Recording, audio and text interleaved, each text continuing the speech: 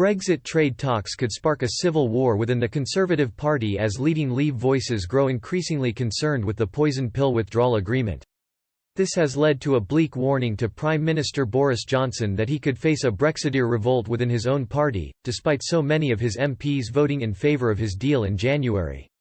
Many of these figures hit out at Theresa May's version of the deal, but ultimately backed Mr Johnson's modified agreement with the EU as it ditched the backstop proposal.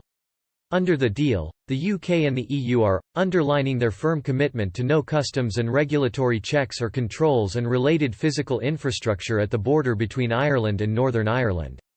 They also share the aim of avoiding controls at the ports and airports of Northern Ireland.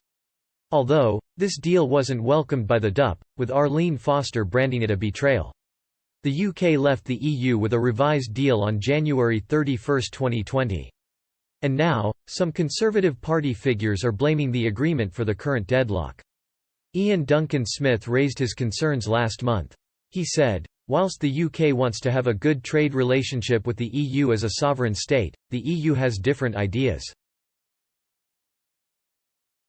They want our money and they want to stop us being a competitor. The withdrawal agreement we signed last year sadly helps them. To avoid their own budget black hole, the EU gets £39 billion as a divorce payment from us, reflecting our share of the current EU budget. But it gets worse. Buried in the fine print, unnoticed by many, is the fact we remain hooked into the EU's loan book." Brexiteer Andrew Bridgen also rued the UK's withdrawal agreement in an interview with Express. He also launched an attack on Theresa May, blaming the former Prime Minister for the UK's current situation. The MP for North West Leicestershire said, "The fact is the EU has been spoiled during the negotiations for the withdrawal agreement by Theresa May. We extended and extended, but what did that get us?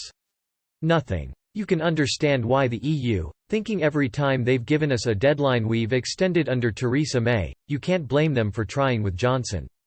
Last month the Centre for Brexit Policy issued a report, endorsed by veteran backbenchers Bill Cash and Owen Paterson, demanding the wholesale replacement of the withdrawal agreement which it called a «poison pill». The think tank is led by John Longworth, a businessman and ex-MEP who was eager to back Mr Johnson's deal.